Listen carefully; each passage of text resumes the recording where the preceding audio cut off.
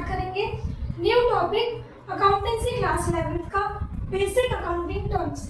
तो क्योंकि हमें पहले ज़्यादातर कोई भी क्वेश्चन सॉल्व करने से पहले पता होना चाहिए कि क्वेश्चन में आखिर ये वर्ड्स लिखे हैं तो इसका मतलब क्या है, तो आज हम वो सारे टर्म्स से फैमिलियर होंगे और पढ़ते हैं कि इनका मतलब आखिर होता क्या है। तो आपको जब तक भी आप अकाउंट्स पढ़ोगे तो आपको जब तक ये सारे वर्ड्स ही पढ़ने को मिलेंगे बुक्स में हर जगह। तो स्टार्ट करते हैं वीडियो को। चलो स्टार्ट करते हैं वीडियो। हमारा फर्स्ट टर्म है अकाउंटिंग का बिजनेस ट्रांजैक्शन। सबसे ज़्यादा आपको क्वेश्चन में मिलेगा ट्रांजैक्शन पास करो या फिर बिजनेस ट्रांजैक्शन का मतलब क्या होता है हम वो समझते हैं। A business transaction is an economic activity of the business. Business transaction एक इकोनॉमिक एक्टिविटी होती है बिजनेस की जो चेंज कर देती है उसकी फाइनेंशियल पोजीशन को। तो इकोनॉमिक एक्टिविटी से आप मतलब समझते होंगे, इकोनॉमिक मीन्स पैसा, पैसे से रिलेटेड जो भी हमारी एक्टिविटी होती है और वो एक्टिविटी हमारी फाइनेंशियल पोजीशन को चेंज करने की ताकत रखती है, तो वो होती है हमारी business transaction. Whenever any business takes place, it results in a change in the values of some assets, liabilities or capital. जब भी ये बिजनेस ट्रांजैक्शन मतलब होती है बिजनेस में, तो या तो बिजनेस के एसेट्स इंक्रीज होते हैं या डिक्रीज होते हैं, या उसकी लायबिलिटी इंक्रीज होती है डिक्रीज होती है, या फिर उसकी कैपिटल इंक्रीज होती है डिक्रीज होती है। जब भी कोई बिजनेस ट्रांजैक्शन पास होगी और हम उसके आगे काम करेंगे, कहीं पर भी उसे पोस्ट करेंगे, तो हमारे किन किन वैल्यूज में चेंज आ सकता है, एसेट में, लायबिलिटी में और कैपिटल में। तो ये हमारी होती है बिजनेस ट्रांजैक्शन। और ज़्यादा डेप्थ में समझोगे तो बस कोई भी ट्रांजैक्शन हमारी बिजनेस की पैसे से रिलेटेड जो होगी उसके होने से अगर हमारे बिजनेस में कोई चेंज हो रहा है तो वो बिजनेस ट्रांजैक्शन होती है। तो हम बैठते हैं अब सेकेंड टर्म की तरफ। सेकेंड टर्म आपको सुनने को मिलेगा बहुत ज़्यादा इवेंट। तो इवेंट का मतलब समझ लेते हैं क्या होता है। An event is the consequence or result of a transaction. Event वो होता है किसी भी ट्रांजैक्शन का एंड रिजल्ट। मीन्स हमने कोई भी ट्रांजैक्शन पास हुई हमारी कि हमने रेंट पे किया, अब रेंट पे किया तो उसका एंड रिजल्ट क्या आएगा, हमारा कैश चला जाएगा क्योंकि हम रेंट पे कर रहे हैं और हमारे कैपिटल में से वो माइनस हो जाएगा। तो ये हमारा रेंट जो हमने पे किया वो हमारी लायबिलिटी कम हो गई, तो उसका एंड रिजल्ट आया ट्रांजैक्शन का लायबिलिटी डिक्रीज हो गई। तो इसे ही कहेंगे हम एक इवेंट, किसी भी ट्रांजैक्शन का एंड रिजल्ट। अब हम देखते हैं अकाउंट क्या होता है। Account an account is a ledger record in a summarised form. Account होता है एक लेजर रिकॉर्ड एक समराइज्ड फॉर्म में of all the transactions that have taken place with a particular person or things specified.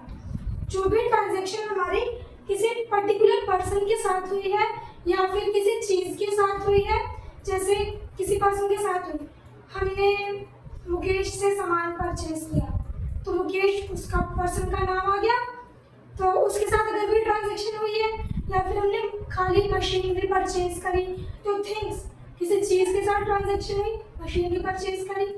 तो ये जितनी भी तरह की हमारी ट्रांजैक्शन होती हैं वो सारी एक समराइज्ड वे में होती है, आती हैं हमारे लेजर रिकॉर्ड में। हम अकाउंट उसे कहते हैं जो हमारा लेजर रिकॉर्ड होता है। तो ये एक प्रोफॉर्मा बना के दिखाया मैंने हमारा अकाउंट कैसा होता है। ये होगा पर्टिकुलर, यहाँ हमारी सारी ट्रांजैक्शन आएगी और ये अमाउंट का होता है साइन, हम रुपीज से डिनोट करते हैं, और ये हमारे डेबिट और क्रेडिट आते हैं। अकाउंट को हम डिनोट करते हैं AC से, A और C। आप जब भी आगे पढ़ोगे, जब तक भी अकाउंट्स पढ़ोगे तो आपको अकाउंट्स शॉर्ट फॉर्म में ऐसे ही डिनोट करना होगा AC के फॉर्म में। इसके साथ बढ़ते हैं फोर्थ टर्म की तरफ। अगर आपको वीडियो समझ आ रही हो तो लाइक कर देना अभी। तो इसी के साथ अब हम पढ़ते हैं आगे अपना फोर्थ अकाउंटिंग टर्म। तो फोर्थ अकाउंटिंग टर्म आता है हमारा कैपिटल।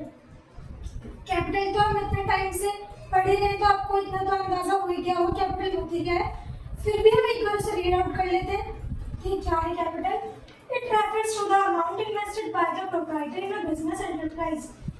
ये रेफर करता है वो अमाउंट जो एक प्रोप्राइटर ने अपने बिजनेस में इन्वेस्ट किया है काम आगे बढ़ाने के लिए, अपने बिजनेस को रन करने के लिए।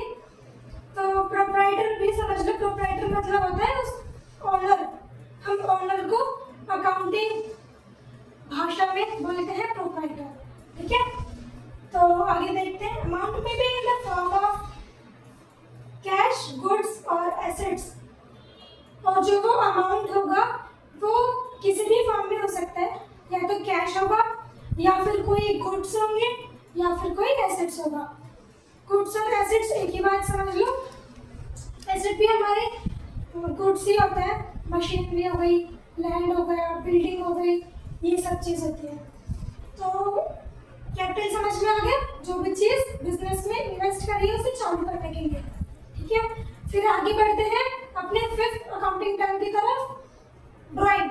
ड्राइंग क्या होती है? अब हम ये आपके लिए थोड़ा सा नया कॉन्सेप्ट आया होगा, या फिर हमने पहले भी क्वेश्चन में सॉल्व किया था, तो ड्राइंग तब भी बताया था क्या होती है। फिर एक बार देख लेते हैं। Any cash or value of goods withdrawn by the owner for personal use. किसी भी तरीके का कैश या फिर गुड्स बिजनेस में से अगर विड्रॉ मतलब उधारी पर लिए गए हैं तो उसे हम बोलते हैं ड्राइंग, जो कि सिर्फ ओनर ही ले सकता है अपने पर्सनल यूज या किसी प्राइवेट पेमेंट करने के लिए बिजनेस फंड्स में से, तो हम उसे कहेंगे ड्राइंग।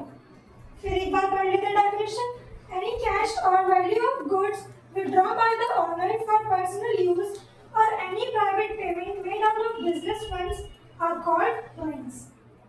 ये डेफिनेशन 2 नंबर में पेपर में लिखने के लिए भी आ जाती है, कभी कभार एमसीक्यू में भी पूछ लिया जाता है। तो ये डेफिनेशन बहुत यूजफुल है, आप चाहो तो इसका स्क्रीनशॉट ले सकते हो। तो इसका मतलब भी आप समझ ही गए होंगे कि ड्राइंग मतलब होता है अगर कोई ओनर अपने बिजनेस में से कोई भी गुड्स या कैश विड्रॉ करता है, मीन्स लेता है बिजनेस फंड्स में से, तो उसे कहेंगे हम ड्राइंग। आगे ये आपको किसी भी प्रैक्टिकल क्वेश्चन में देखने को मिलेगा ड्राइंग, जब आपको पता चलेगा कि क्यों हमने ये पढ़ा था। तो आगे बढ़ते हैं 6th स्टेप की तरफ। तो चलो अब हम पढ़ते हैं अपना 6th टर्म क्या है अकाउंटिंग का, लायबिलिटी। लायबिलिटी की पहले हम डेफिनेशन पढ़ लेते हैं।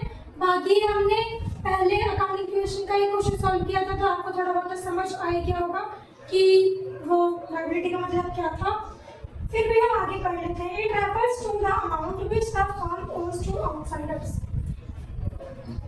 ये उस अमाउंट को रेफर होता है जो अमाउंट हमने बाहर से, आउटसाइडर से उधारी पर लिया है और हमें वो पे करना होता है। जैसे मान लो कि हमने गुड्स परचेज किए क्रेडिट बेसिस पर। क्रेडिट मतलब पैसे नहीं दिए उसे, ऐसे ही गुड्स ले लिए, लेकिन टाइम दे दिया कि हम तब पे कर देंगे इस अमाउंट को, तो उसे हम बोलेंगे अपनी लायबिलिटी, जो हमें आगे फ्यूचर में पे करनी होती है। और लायबिलिटी निकालने का हमारे पास एक फॉर्मूला होता है, liability equal to asset minus capital. जब हम अपने एसेट में से कैपिटल माइनस कर देते हैं तो हमारे को पता चल जाता है कि हमारे पास कितनी लायबिलिटी है पे करने के लिए। और लायबिलिटी को कैटेगराइज करा गया है 4 टाइप्स में, तो हम देख लेते हैं वो टाइप्स क्या क्या है। First, internal liability, external liability, current liability, non current liability.